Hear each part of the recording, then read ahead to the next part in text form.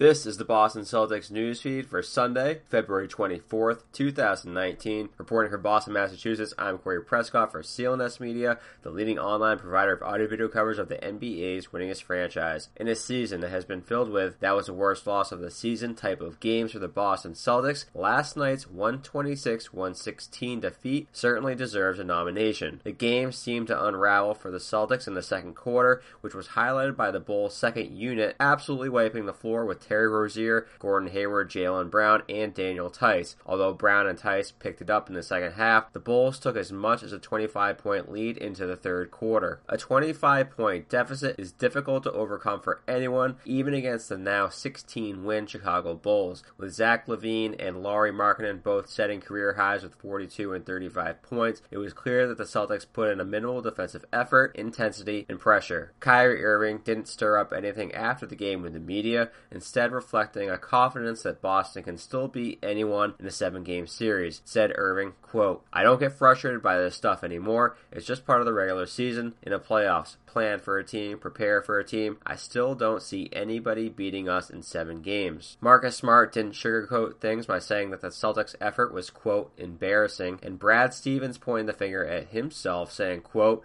"I've said this before, I'm disappointed in myself, I've got to do a lot better." Although Stevens certainly doesn't deserve all the blame, he does deserve his fair share. He failed to switch up the team's defensive strategy on LaVine and Markkanen until late in the game. Jason Tatum had 9 points on 5 shots alone in the first quarter. He ended the game with 12 points on 9 shots. He clearly needs more opportunities. Terry Rozier had a net rating of minus 52.2 over 16 minutes played last night. How has Brad Wanamaker not been given a chance to earn some, if not all, of Rozier's minutes? For those wondering why the Celtics haven't filled their 15th spot in the roster, apparently there isn't an immediate concern about filling it. The Celtics traded Jabari Bird to the Atlanta Hawks in order to create an open spot. However, none of the top buyout candidates found the potential role offered by the Celtics as being too enticing. Per the Boston Herald's Steve Bulpett, Danny Ainge said that he, quote, talked with some players that were available, but a lot of guys that are available are looking for commitments to play and start in X amount of minutes,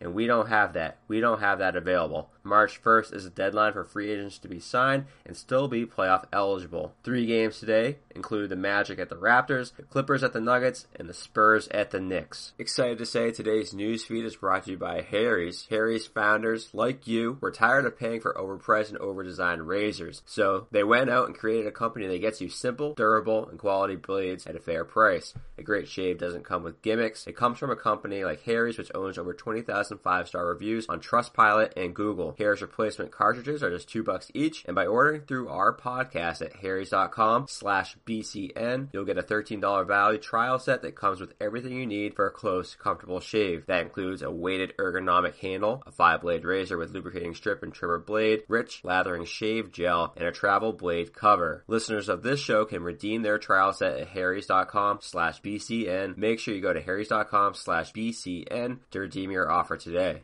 Follow CLNS on Twitter at CLNS Media as well as at Celtics CLNS, and be sure to head to CLNSmedia.com. Subscribe to the Celtics newsfeed both on iTunes and Stitcher as well as the CLNS mobile podcast app. This has been Corey Prescott for Celtics Newsfeed.